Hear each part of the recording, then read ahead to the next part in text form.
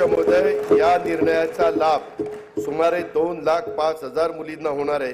शैक्षणिक वर्ष 2024-25 पासून ही योजना सुरू करण्यात येणार असून सुमारे 2,000 कोटी रुपयांचा भार दरवर्षी राज्य सरकार याकरता उचलणार आहे।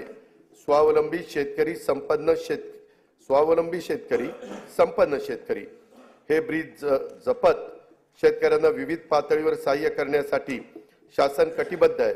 बी बियाणासाठी थेट अनुदान, सिंचन सुविधा, आधुनिक तंत्रज्ञानाचा वापर, शेतीपूरक उद्योगांना प्रोत्साहन, शेतमालाचे मूल्यवर्धन, शेतमाल साठवणूक, बाजारपेठेची उपलब्धता इत्यादींबाबत विविध योजना राबवण्यात येत आहे। शासनाने सन 2023-24 या आर्थिक वर्षापासून शेतकऱ्यांना आर्थिक सहाय्य करण्यासाठी नमो शेतकरी महासन्मान निधी, 1 रुपयात पीक विमा, गोपीनाथ मुंडे शेतकरी सुरक्षा सानुग्रह अनुदान अशा विविध योजना सुरू केलेल्या आहेत। शेती आणि संबंधित क्षेत्राच्या ठळक तरतुदीकडे मी आता सभागृहाचं लक्ष वेधित आहे। नैसर्गिक आपत्तीमुळे झालेल्या शेती पिकांच्या नुकसानापोटी शेतकऱ्यांना जुलै 2022 पासून 15,245 कोटी 76 लाख रुपयांची मदत करण्यात आलेली आहे। नोव्हेंबर-डिसेंबर 2023 मधील अवकाळी पावसामुळे बाधित झालेल्या 24,47,000 शेतकऱ्यांना आतापर्यंत 2,253 कोटी रुपयांची मदत देण्यात आली आहे। नुकसानीच्या क्षेत्राची मर्यादा 2 ऐवजी यावेळेस 3 हेक्टर करण्यात आली आहे। राज्य आपत्ती प्रतिसाद निधीच्या निकषापेक्षा अधिक दराने ही मदत करण्यात आली आहे। खरीप हंगाम 2023 करता राज्यातील 40 तालुक्यांमध्ये दुष्काळ तर 1021 महसूल मंडळामध्ये दुष्काळ सदृश परिस्थिती जाहीर करण्यात आली असून तिथे विविध सवलती लागू करण्यात आल्या आहेत।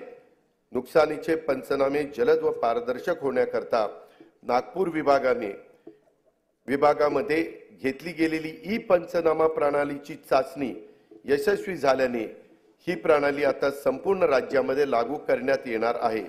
नमो शेतकरी महासन्मान निधी योजनेअंतर्गत आज तागायत एकूण 92,43,000 शेतकरी कुटुंबांना 5,318 कोटी 47 लाख रुपयाचं अनुदान देण्यात आलेलं आहे। 1 रुपयात पीक विमा योजनेअंतर्गत 59,57,000 शेतकऱ्यांना 3,504 कोटी 66 लाख रुपयाची रक्कम आजपर्यंत अदा करण्यात आलेली आहे।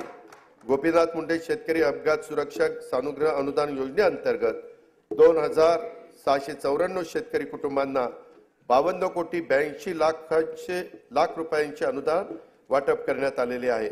महात्मा ज्योतिराव फुले शेतकरी कर्जमुक्ती योजनेअंतर्गत पीक कर्जाची नियमित परतफेड करणाऱ्या 14,33,000 शेतकऱ्यांना प्रोत्साहनपर रक्कम 5,190 कोटी रुपये अदा करण्यात आलेली आहे। उर्वरित रकमेचे वाटप देखील त्वरित त्या ठिकाणी देण्यात येईल। नानाजी देशमुख कृषी संजीवनी प्रकल्पाच्या पहिल्या टप्प्यात विदर्भ आणि मराठवाड्यातील 16 जिल्ह्यांच्यासाठी 5,469 कोटी रुपयांच्या विविध योजना यशस्वीपणे पूर्ण करण्यात आल्या आहेत।